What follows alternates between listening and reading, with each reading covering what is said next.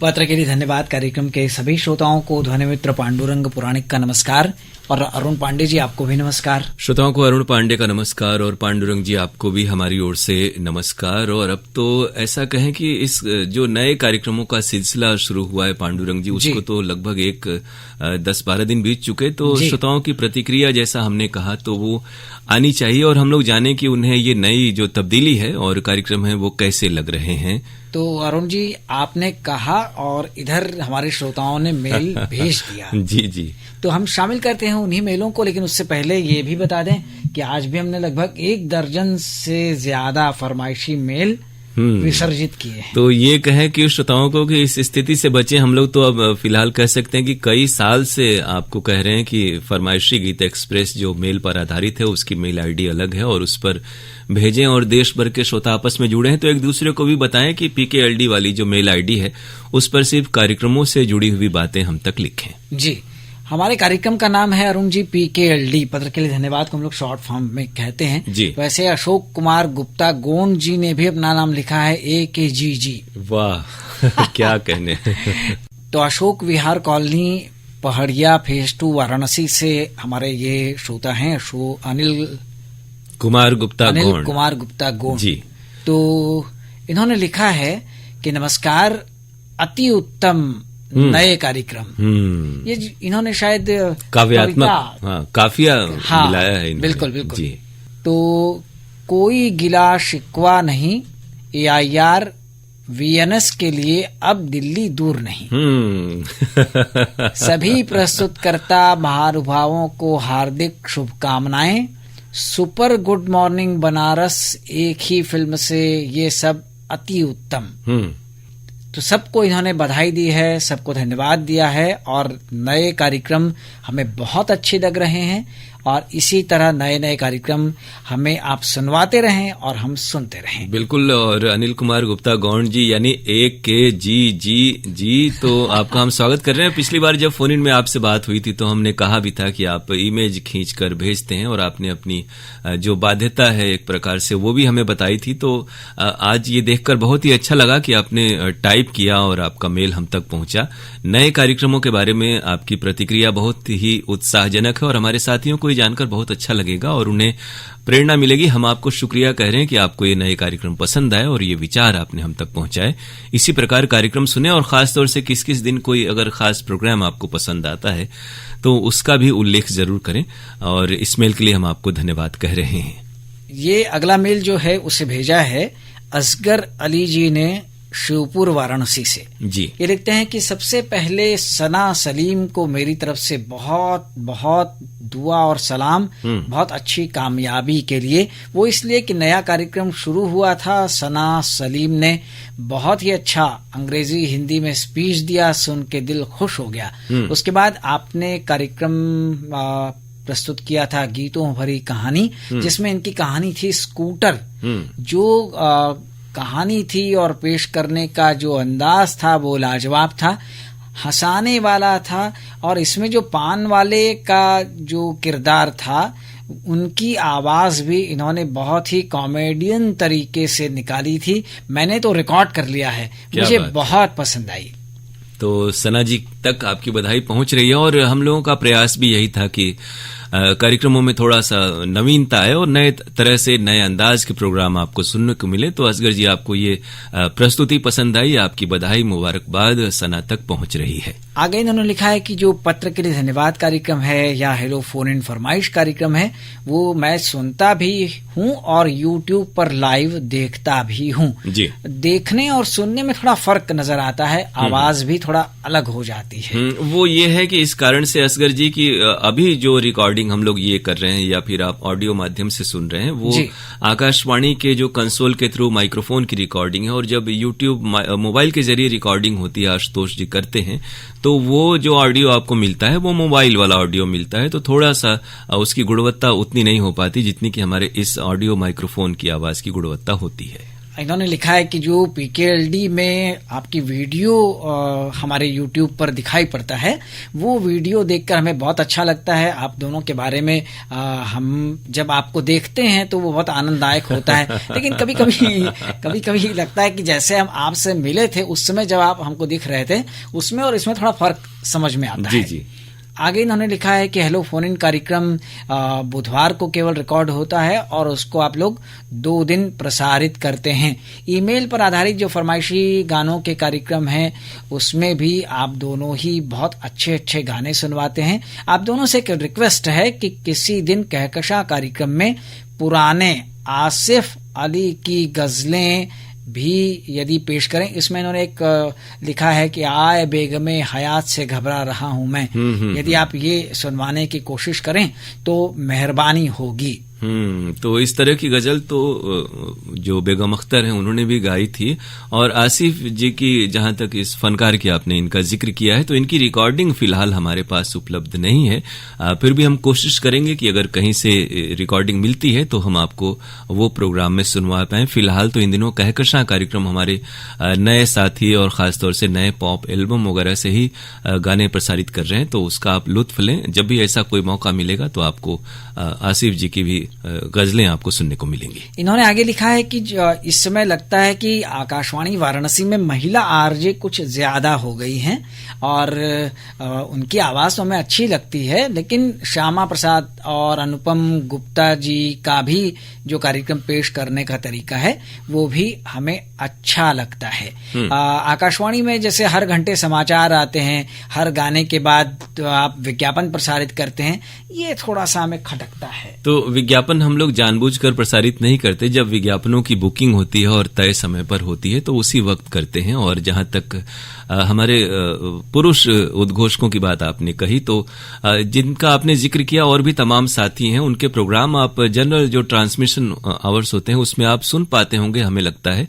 और जो ये गुड मॉर्निंग बनारस या बाकी जो खास प्रोग्राम शुरू हुए हैं उसमें भी आपको नई नई आवाजें, नए नए लोगों को अवसर मिलेगा और आपको भी सुनने का अवसर मिलेगा। आगे और अंत में इन्होंने लिखा है कि जो आपका ईमेल फरमाइश है या व्हाट्सएप वाला फरमाइश है, इसमें श्रोता बहुत सारे नाम भेजते हैं और गाने तो वैसे आजकल यूट्यूब पर भी सुन लिए जा सकते हैं, लेकिन इसमें गाने और नाम सुनने में अच्छा लगता है, लेकिन श्रोता यदि थोड़े कम नाम भेजें तो ज्यादा अच्छा होगा। बिल्कुल, हमारे बहुत सारे पुराने श्रोता साथी भी हैं जो एक ही मेल में 15-15, 20-20 नाम और कई शहरों से नाम भेजते हैं। तो उन्हें तो जो कई वर्षों से हमसे जुड़े हुए हैं उन्हें ये समझना चाहिए, और एक ही हर गाने के लिए लोग भेजते हैं। तो हमारा भी प्रयास होता है कि थोड़ा नए नए लोगों को अवसर मिले, और मेल या फिर ये जो व्हाट्सएप पे नाम है ये वाकई बहुत ज्यादा आते हैं, और तो श्रोता थोड़ा सा अगर संयम बरतेंगे तो गीत भी अधिक सुनने को मिलेगा। और अरुण जी, कई बार ये भी होता है ना कि एक ही श्रोता अपने नाम कई बार भेजते हैं। बिल्कुल, तो उस पर भी उनको अंकुश लगाना चाहिए। इन्होंने अंत में यही लिखा है कि मैं सभी श्रोताओं से यही गुजारिश करना चाहूंगा कि वे बस नाम में भी थोड़ी कंजूसी बरतें भेजने में, और जब आप हेलो फोन इन में बात करें तो भी थोड़ा समय का ध्यान रखें, हमको मिलाकर उन्होंने लिखा है। जी बिल्कुल, अब हम लोग बातें करेंगे तो ये होता है कि बहुत से लोग सच में बात उतना लंबा नहीं कर पाते हैं, और कुछ रुचिकर बातें होती हैं, जैसे आपसे भी बातें होती हैं आपके अनुभवों को लेकर के। तो अभी तक ऐसा कुछ हुआ नहीं कि किसी श्रोता ने किसी बातचीत को लेके शिकायत की हो। बातचीत अगर रुचिकर है तो अवधि तो इस पर है कि कितने समय में वो बात खत्म हो जाती है। हम लोग भी कोशिश करते हैं कि बातचीत संक्षेप में हो और जो गीत और बातचीत का समन्वय है तालमेल बना रहे। शास्त्रीय संगीत को 15 मिनट करके पीकेएलडी का समय 30 मिनट कर दिया जाए तो बहुत अच्छा होगा। तो आपका सलाह, आपकी जो आपका सुझाव है उसे हम लोग नोट कर ले रहे हैं। भविष्य में यदि कोई स्थिति बनती है, क्योंकि अब मेल हमारे पास पर्याप्त आ रहे हैं, सवेरे शास्त्रीय संगीत जो है उसको 15 मिनट ऑलरेडी कर दिया गया है। जी।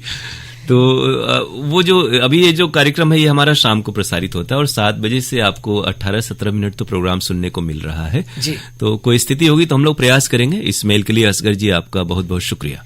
कढ़नोखा, लालगंज, रोहतास, बिहार के राजकिशोर चौहान, बड़क चौहान का ये मेल हमने पिछले कार्यक्रम में भी संभाल कर रखा था, तो आज इसको शामिल करना अत्यंत आवश्यक है। बिल्कुल। ये इन्होंने लिखा है कि 3 मई को कृषि जगत में प्रमोद कुमार श्रीवास्तव से दिनेश भैया की बातचीत जो प्रधानमंत्री स्वनिधि योजना के बारे में थी अच्छी लगी। 1 जून 2020 को आरंभ हुई इस योजना से हर गरीब परिवार सरकार द्वारा जो धनराशि दी जाती है उससे अपनी जीविका चला सकते हैं। इसी दिन रात्रि में जो दंगोली कक्कड़ की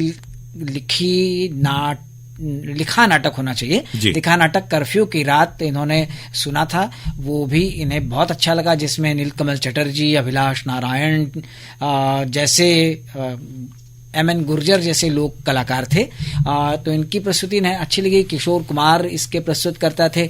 बहुत सुंदर नाटक था, सभी को हम धन्यवाद देते हैं। 19 मई को अंगनैया में जो स्वास्थ्य केंद्र के डॉक्टर हरिश्चंद्र मौर्य से बातचीत प्रसारित की गई थी, टीबी कारण, लक्षण और उपचार, वो बातचीत बहुत ही उपयोगी और लाभदायक थी। 22 मई को आज इतवार है, मैं डॉक्टर अशोक कुमार की लिखी झलकी, ये दर्पण टूटे ना, डॉक्टर वरुण श्रीवास्तव द्वारा प्रस्तुत की गई थी, यह भी हमें अच्छी लगी। 23 मई को गृहलक्ष्मी में डॉक्टर रेखा सजान से पूर्णिमा सिंह की बातचीत, प्रसव के दौरान ध्यान देने योग्य बात, यह भी अच्छी थी। गृहलक्ष्मी में 2 जून को रेखा जी द्वारा बताए गए फलों के राजा आम को कैसे संरक्षित करें, ये भी जानकारी बहुत ही अच्छी और स्वादिष्ट थी। 6 माह तक आम को संरक्षित रखा जा सकता है, इसमें बताया गया था। 6 जून को आज इतवार है में झलकी जो प्रसारित की गई थी 6, ये झलकी भी हमें अच्छी लगी, हंसी मजाक से भरपूर थी। इन सभी कार्यक्रमों को हमने ध्यान से सुना और आपको मेल कर दिया है, सभी को आप धन्यवाद दे दीजिएगा। एक सुझाव इन्होंने दिया है अरुण जी, लिखते हैं कि हमने गृहलक्ष्मी अंगनैया में 2-2 पत्र भेजे, शायद पहुंचे कि नहीं, हमें किसी का जवाब नहीं मिला। एक चीज है कि खत आते हैं और पोस्ट ऑफिस से हमारे तक पहुंचे और फिर उनकी छटनी हो तो संबंधित अनुभाग को वो खत मिल जाएं और कार्यक्रमों में शामिल हों। और ये भी जरूरी है कि आपके पत्र और भी श्रोताओं के नियमित रूप से आएं, ताकि उन कार्यक्रमों में, अनुभागों में, जैसे कृषि जगत कार्यक्रम में भी, युवाणी कार्यक्रम तक में भी पहले पत्रों पर आधारित कार्यक्रम होते थे जिसमें जवाब दिया जाता था, लेकिन अब खत कम आते हैं, इसलिए वो सिलसिला थोड़ा सा रुक गया। हम देखेंगे कि आपके खत कहाँ अटके या रुके पड़े हैं, तो उन्हें हम कार्यक्रम में शामिल करने की कोशिश करेंगे। तमाम लोगों तक आपकी बधाई पहुंच रही है और फिलहाल तो आम का सीजन है, तो उसका लुत्फ लें और संरक्षण का भी ख्याल रखें। एक बड़ी मजेदार बात इन्होंने लिखी है, इन्होंने लिखा है कि गृहलक्ष्मी कार्यक्रम में जो सौंदर्य के बारे में टिप्स दी जाती है, उसमें क्या महिलाओं के लिए ही वो होती हैं? महिलाएं ही सौंदर्य प्रसाधनों का उपयोग करती हैं? क्या पुरुष श्रृंगार नहीं कर सकते? नहीं, ऐसी कोई मनाही नहीं है और व्यक्ति पे हर किसी को अच्छा दिखने और सजने संवरने का हक है, इससे आत्मविश्वास में वृद्धि होती है। लेकिन जैसा कि माना जाता है कि थोड़ा सौंदर्य जो है वो आधी आबादी का क्षेत्र है, तो उनके लिए तमाम चीजें बताई जाती हैं और अगर घर में कुछ ऐसी चीजें हो रही हो तो देख करके पुरुष भी सीख सकते हैं, अपना भी सकते हैं, फायदेमंद हो तो हमें बता भी सकते हैं। जमानिया गाजीपुर के सुरेश जायसवाल, उर्मिला दीपक और स्वाति जायसवाल का ये मेल है। इन्होंने लिखा है कि 31 मई को मनोरमा शर्मा द्वारा प्रस्तुत जो कार्यक्रम था आपकी पसंद वाला प्रोग्राम, वो हमें बहुत अच्छा लगा। 1 जून को हम और हमारा स्वास्थ्य में डॉक्टर तुलिका राय से अशोक पांडे की बातचीत, गर्मी के मौसम में होने वाले त्वचा संबंधी रोग, बहुत अच्छी लगी। 1 जून को अरुण जी ने जो फरमाइशी गीत एक्सप्रेस पेश किया था, दिलकश अंदाज के लिए उनको भी बहुत बहुत बधाई। तो आपको ये तमाम कार्यक्रम पसंद आए, हम आपको दिल से शुक्रिया कह रहे हैं और बधाई हमारे जो साथी प्रस्तोता हैं उन तक भी पहुंच रही है। हम आपको शुक्रिया कह रहे हैं इस मेल के लिए। अगला जो मेल है वो रतिनाथ त्रिपाठी जी का है। इन्होंने लिखा है, नमस्कार, पिछले कुछ दिनों से पत्र के लिए धन्यवाद। कार्यक्रम में बार बार व्यवधान आ जा रहा है, बीच में हो रहा था ना, वही इन्होंने लिखा है कि ऐसा नहीं होना चाहिए, ये कार्यक्रम हमारे लिए बहुत महत्वपूर्ण होता है। 16 जून को जो कार्यक्रम आया था रुचि पाठक से बातचीत की गई थी, वो बातचीत हमें बहुत अच्छी लगी। 17 जून को स्वास्थ्य संबंधी कार्यक्रम पेश किया गया था, वो कार्यक्रम भी हमें बहुत ही अच्छा लगा। और 17 जून को सुबह 7:30 पर शहनाई वादन पेश किया गया था। हमारी सुबह सुबह मंगलमय हो गई, इसके लिए आकाशवाणी वाराणसी को बहुत बहुत धन्यवाद।